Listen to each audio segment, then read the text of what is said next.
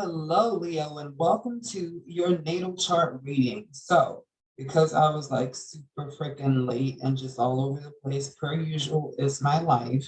I am going to be looking at your chart, and this is actually what I utilize to tap into the Akashic Records. And if you don't know what the Akashic Records are, the Akashic Records are the energetic library that hang above the earth. So, from the minute that any soul decides that it wants to be a thing outside of source and individually, fuck that all up individuated, you get a book about everything you've done since you became an individual thing. So this chart is an update for how far you've made it, where you've been, what you've been doing, what you've been focusing on, and what gifts and stuff you've accumulated along the way.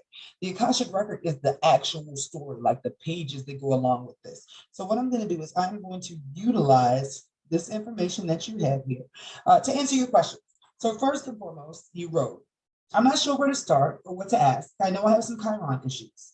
I have a Sagittarius south node, or north node, I think, but not sure how that fits in. So let's get started with this Chiron. And where my dear Chiron? Now, let me get rid of this meeting control.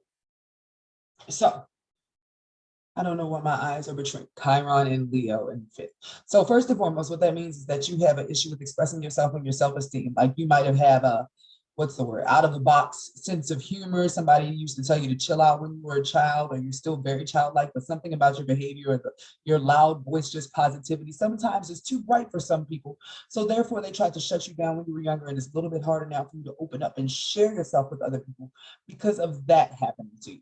So in regards to this affecting your communication, your ability to communicate in your South Node, which is actually in Gemini, which is in your communication and how you speak, and that's connected to Leo because Leo is the sign of self-expression. And I'm gonna bet that we find another connection here between that Gemini energy and that Leo energy of your self-expression as we go on here.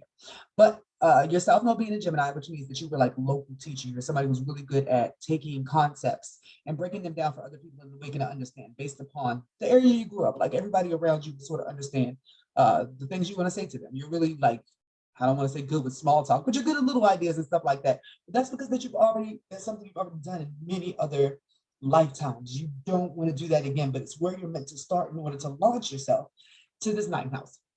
Now, your ninth house is all about expanding outside of everything you know, right?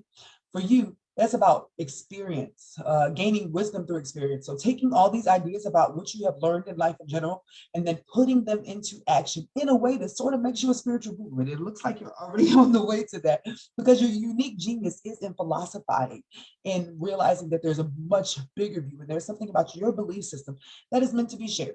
Especially in your career, because your North Node, which is the focal point of what you're doing, what you're moving towards from. And keep in mind, once again, let me say that's moving away from everything that you learned growing up and only believing your experience, which is the leader of your career. So for you in your career, your midheaven, which is the highest peak of this chart for you, what your idea of heaven earth would be, right?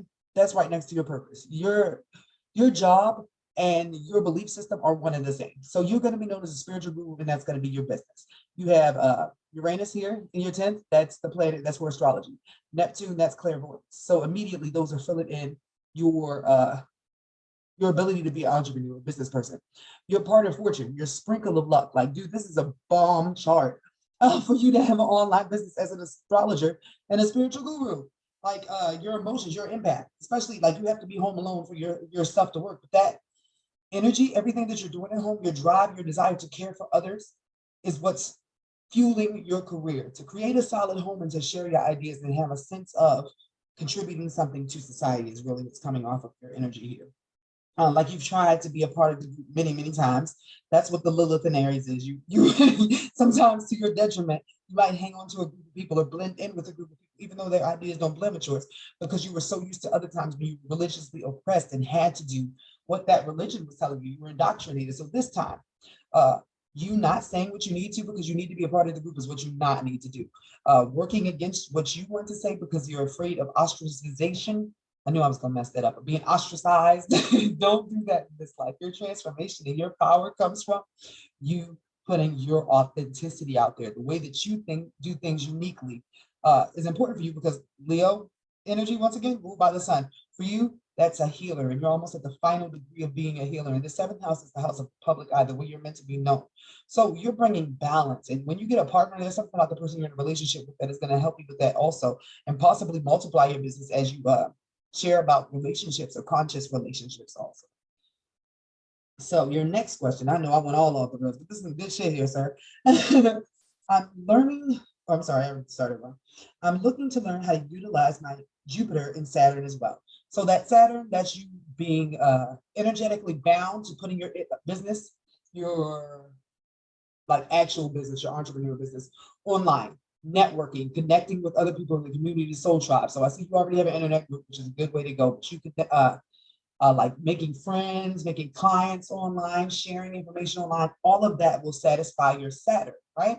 So your Jupiter is in Virgo in the sixth. This means every day you are being of service. This is you sharing healing information, using your words, particularly as your gift. In this case, based upon the other energy here, your words and the literature you share and the information that you share in your day-to-day life will help that Jupiter grow. That's your expansion. That works with your seventh house cusp. So the more that you work and the more that you share and create content, the bigger your image becomes because of this conjunction and this hookup that you have right here. So, advice on the Cancer moon, you need space. And I say this because you have water also in the 12th house in Pisces. So this means in order to hear your channelings, you need to be alone sometimes. You need to try things like transcendental meditation. You need your crystals. You need time by yourself. You need time to nurture. The fact that you're receiving in so much information from other things for your job, like a lot of your life is sacrificial in that way because like your dreams have to be noted, you're channeling things, you have messages that have to be sent out urgently. So that time that you get for yourself to receive that, it's like a, you know how a preacher gets ready for his sermon and he needs time every week to come up? That's sort of what the energy is here for you with your moon. You're channeling messages that are coming beyond you. So you have to be sensitive of about being around other people. I don't want to say you got to be recluse because that's not the case here, but working online and putting yourself out there in that way and sticking to your partnership and your family and the family that you develop really reserves your energy. Your friendships are pretty much online or those people, those people that you're meant to connect to in that way because you're such a delicate being, picking up on other people's emotions and feelings for the sake of this job. You really did the damn thing there, sir. So thank you so much for this opportunity. Please let me know if you have any follow-up questions.